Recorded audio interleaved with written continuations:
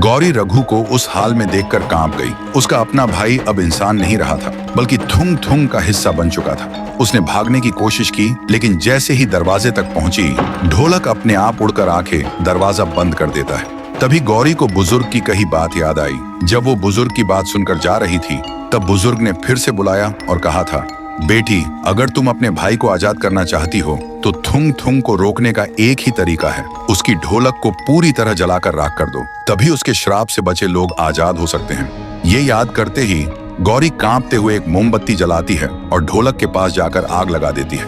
जैसे ही आग लगती है, पूरी जगह कांप उठती है। थुंग थुंग चीखता है, नहीं, ये मत कर, वरना पूरा गांव लाशों से भर जाएगा। रघु भी चिल्लाता है, दीदी मत कर, अगर ढोलक जली तो मेरा खून तुम्हारे हाथों से टपकेगा। गौरी के हाथ कांपते हैं, वो रोने लगती है और आंखें बंद कर लेती है। तभी अचानक ढोलक से भयानक चीखें निकलती हैं। पूरा आसमान लाल हो जाता है और आग के बीच ढोलक अपने आप बजने लगती है और फिर सब खामोश। गौरी बेहोश होकर गिर जाती है। सुबह जब उसकी आंख खुलती है, गांव वाले उसी जगह पर खड़े मिले। सब कुछ ठीक लग रहा था। ढोलक की आवाज बंद हो चुकी थी। गांव वालों को लगा गौरी ने उन्हें थुंग थुंग से बचा लिया है, लेकिन जब गौरी ने अपने हाथ देखे, उसकी हथेलियों पर ढोलक के निशान बने हुए थे। वो समझ नहीं पाई ये हुआ कैसे, और उस दिन से गांव वाले रात में बिना डरे सुकून से सोने लगे। मगर सच कुछ और था। हर रात ठीक 2 बजे गौरी के हाथ अपने आप हिलने लगते और उन निशानों से अजीब सी कंपन निकलती, जैसे कोई ढोल अपने आप बज रहा।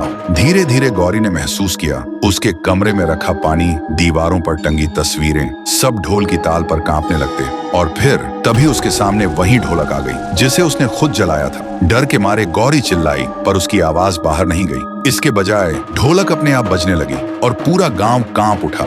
गांव वाले खौफ में अपने दरवाजे बंद करने लगे। सबको लगा पुराना थुंग थुंग लौट आया है, लेकिन इस बार कुछ अलग था।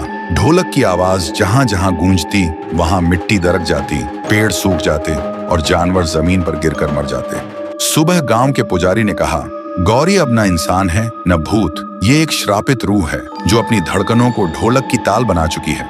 गौरी के अंदर अब 2 आत्माएं थीं, एक उसकी अपनी और दूसरी थुंग थुंग की। कभी वो रोती थी, मदद मांगती थी, और कभी लाल आंखों से हंसते हुए ढोलक बजाती थी। गांव वाले कहते हैं, जिस दिन गौरी की रूह पूरी तरह थुंग थुंग बन जाएगी, उस दिन ढोलक की धड़कन से इंसान की सांसें रुक जाएंगी। तो दोस्तों, क्या गौरी के अंदर सच में थुंग थुंग की आत्मा पूरी तरह से कब्जा कर लेगी, या वो अपने भाई को बचा पाएगी? अगर जानना चाहते हो आगे क्या होगा, तो वीडियो को लाइक करो, चैनल को सब्सक्राइब करो और कमेंट करो, पार्ट 3 चाहिए।